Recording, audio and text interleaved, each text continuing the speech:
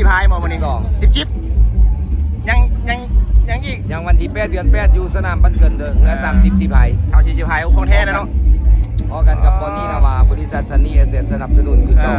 สิบ่ได้จบบอสอีกบ่หน่วยก็ได้วันที่8เด้บ่วันที่8อย่าลืมด้วยทุกคนเด้อไปเชียร์ได้เชียร์นำการกีฬาน้ำบ้านเกินเนาะอีหยังก็ปอนนี่นาวาอ๋อปอนนี่นาวาเด้อนี่ดิสุบิน3 มนตรีนำใสเนาะนี่โอ้สุดยอดเลยเพิ่นน่ะนี่ลำไม่วะนี่เงือมาลองลำไม่อะนี่อันตัวไล่สดไหนคอดอ่ะนะโอ้คักแท้คุณน่ะสวยสวยวะ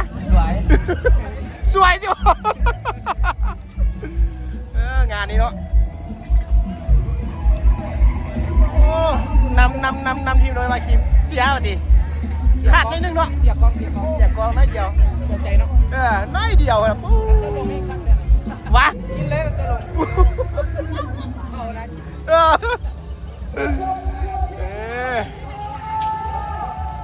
ไปเจอกันเนาะทุกคนเนาะวันที่8ตัวเป็นบอกวันที่8ป่ะ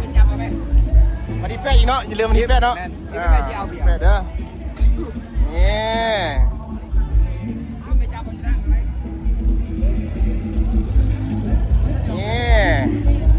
ของแท้เจอกันวันที่8เด้อนี่สบายดีเจ๊นี่เจ๊คนสวยเฮาโอ้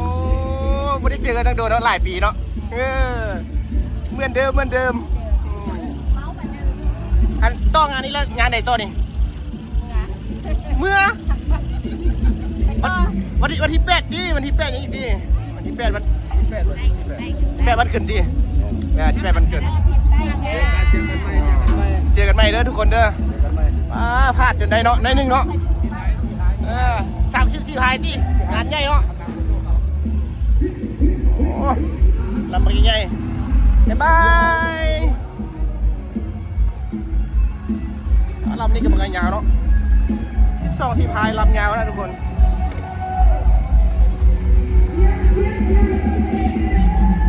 ไอ้ประธานใหญ่เอานะโอ้จะได้หัวหน้าคือเก่าเจอกันที่30เด้อเมื่อ30อย่างก่อนที่8เลยที่8ที่8เด้อที่8เดือน8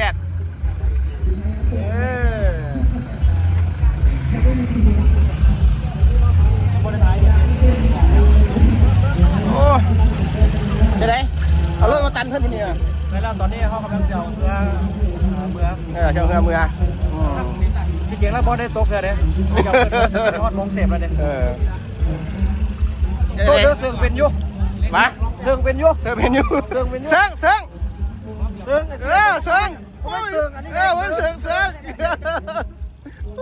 เนาะเอ้าน้ำนี่บริจาคก่อนนี่น้ำนี่นะ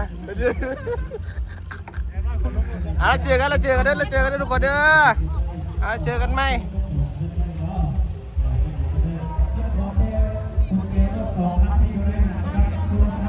เสี่ยวเมืองตอนนี้หรือเปล่าแน่เลยเมื่อตอนนี้เพราะว่าที่ได้ไปมาโลมาบันให้ปักยืมมาโลมาอาเซียเทวันเกมอะไรงานด่วนเนาะมื้อนี้เข้าพรรษาดิมื้อนี้เข้าพรรษาเนาะล่อขนาดนั้นเนาะล่อในไปก็รีบเอาตีรถลงไปพ่อเลยตีรถใส่โอ้ลงไปเลยตัวนั้นเจ้าลงไว้เลยว่ะเหือนี่รถเอาคางไปโอ้ได้เอาเหือไปเดี๋ยวจอดไปเลยจีเอาไว้โหงแล้วมาลองมึงจะซื้อเงินไหมถือว่าสนามแรกเลยวันนี้เบาะไอ้บินสนามแรกเลยไหมเนี่ยว่าทับอิดเลยดิเนาะมาลองไม่ยังเขาเห็นเหือนี่ไม่แคนเหือได้ลำนี้มืดลำเลยนะไม่แคนเลยวันนี้บริโต้อะมีนะอยู่แค่มีจันมีเรือลำเดียวนี่แหละบริโต้ติดจีวันนี้ติดได้เป็นเรือ3 แผ่น 4 แผ่นอยู่4 แผ่น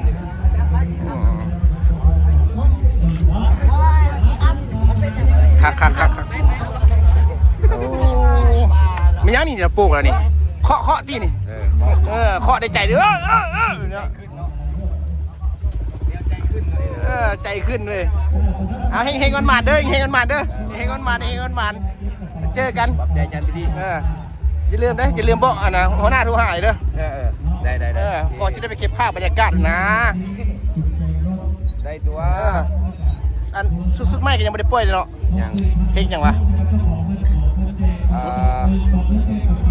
ตัวชุดใหม่นี่เฮ็ดให้อันน่ะพอสิเฮ็ดให้จาการ์ตาเด เป็นจังหวะลำวงวะ ซันนี่เอเซนเดเป็นเต้ยๆนี่บ่ เตยๆเนาะ กับอันจีเอ็น ชีนโอเคเอาบ๊ายบาย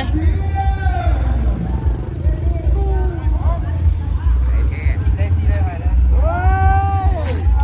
รู้กินได้เมื่อกี้เนาะ ไม่มา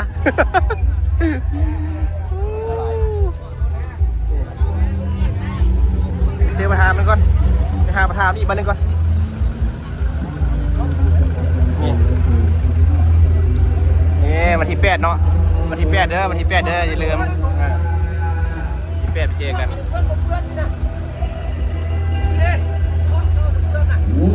เพื่อนเหรอวะอ๋อไปถึงอย่างวะนี่บายประธาน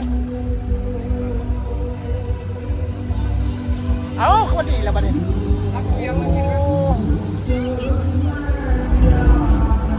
ปกตินะบอกเลยนะปกตินะเนาะ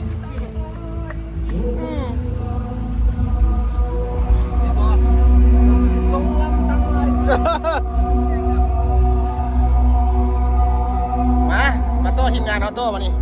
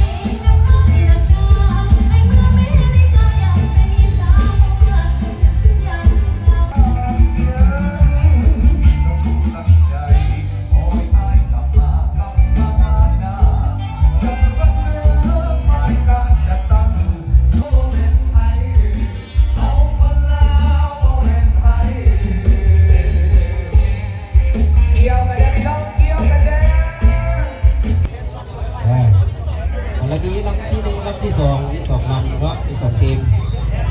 วาสนาลวดไปซิงกระดิ่งเด้เจ้าพัฒนาลวดเป็นซิงกระดิ่งเพชรน้ำฟ้าน้ำดื่มปรมีเซียดอนี่วาสนาทั้ง2ลำนี่ถือว่าไปซิงกระดิ่งแต่ว่าก็ให้กำลังใจทั้ง4ทีมเจ้า